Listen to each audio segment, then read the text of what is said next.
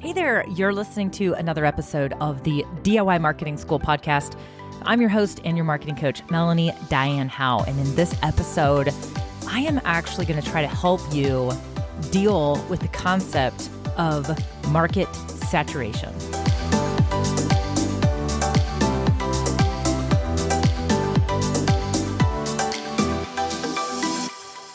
Hey friends. Okay, so today I want to cover a topic that I think comes up in, just about anyone who has a business idea or is thinking about going into business or even is thinking about a new product offer or changing something up in their business. And that is the market saturated? Like, yes, other people are doing what you're doing. Other people can offer what you're offering.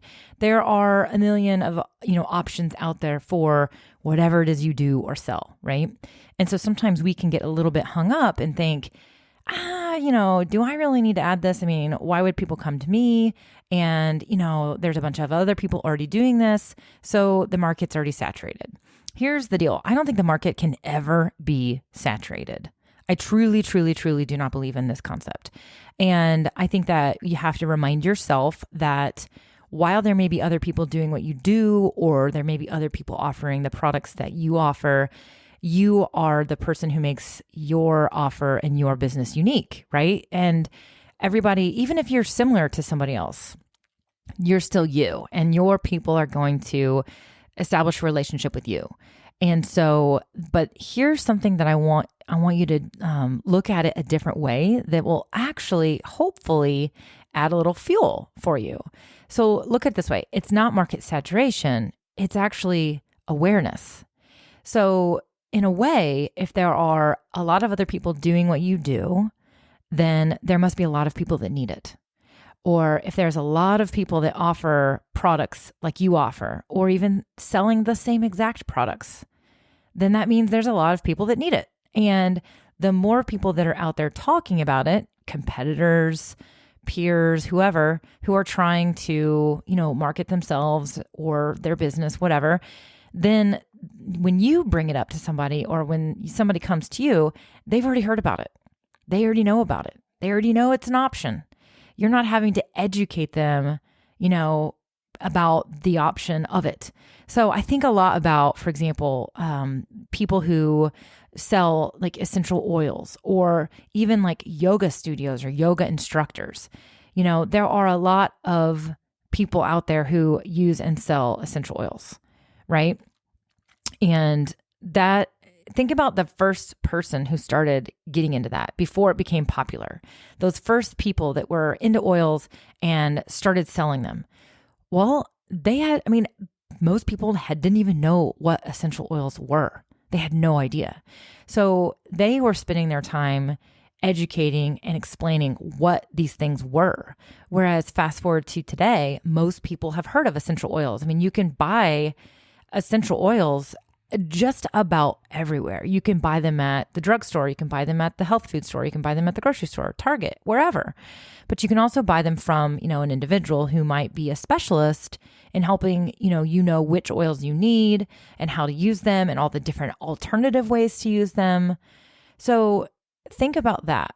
Think about going into the oil business now, where there's all these people and there's all these places you can buy oils, but people know what they are, versus going into this business, 20 some years ago when nobody knew what the heck essential oils was or were, whatever. So in the same, if you're not doing oils, fine, right? That's just an easy example I wanted to use. But, maybe you are teaching something that is a bit more abstract and there are other people out there doing it. Well, great. This means there's a need. And it also means that people are going to continue to be made aware that this is an option for them.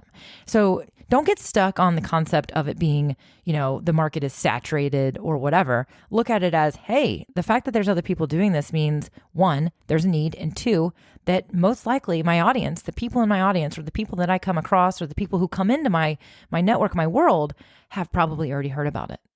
And so I want you to spend your energy on, how can you put yourself out there, put yourself in your content, using videos, using images of yourself, educating, putting your spin on things, offering free resources so that people can get a good sampling of you and decide, Do they want to invest in this with you, or do they want to invest in it with somebody else?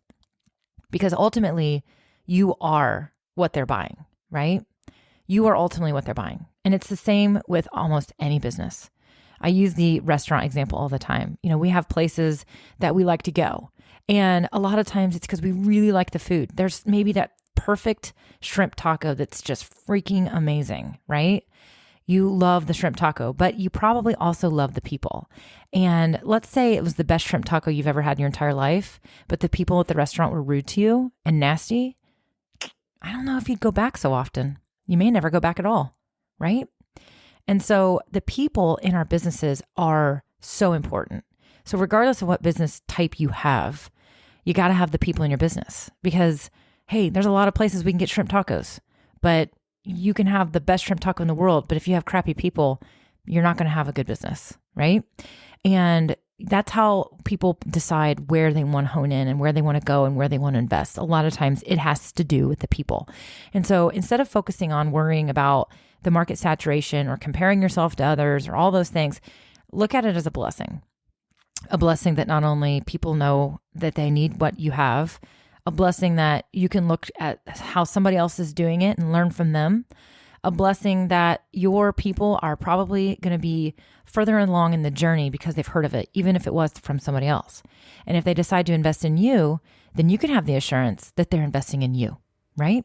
And so I want you to look at it that way. That's just something I wanted to share today, kind of a quick little tip, just turning this concept around so that it can benefit you, because sitting there and worrying about market saturation isn't productive. We all have competitors.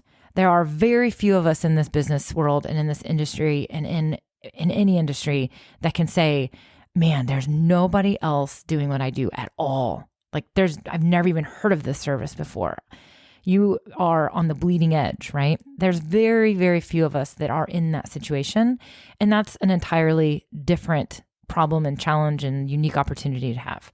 But most of us, the majority of us, have competitors, or we have people out there doing what we're doing in a very similar way, if not even in the exact same way. So focus on yourself. How can you differentiate yourself and let people get to know you so they can decide to invest in you? Because ultimately, that is what they're investing in. All right, my friends, that's what I had for you guys today. Quick tip episode really for you, but hopefully it will help you change your mindset around market saturation.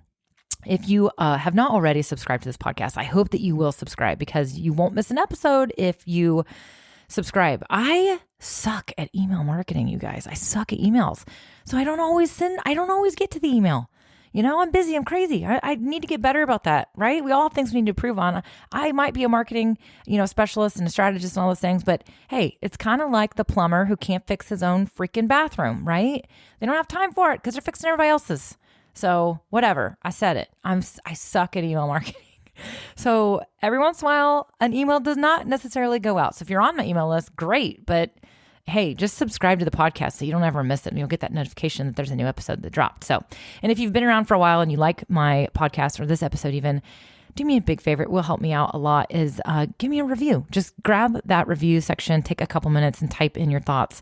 What episode helped you and what is it that you like about this podcast? It not only helps me in the, of course, podcast world, but I like the feedback. The feedback helps me know, okay, great. This is working for them. I'll keep doing it. So, all right, my friends, have a good one and go be awesome.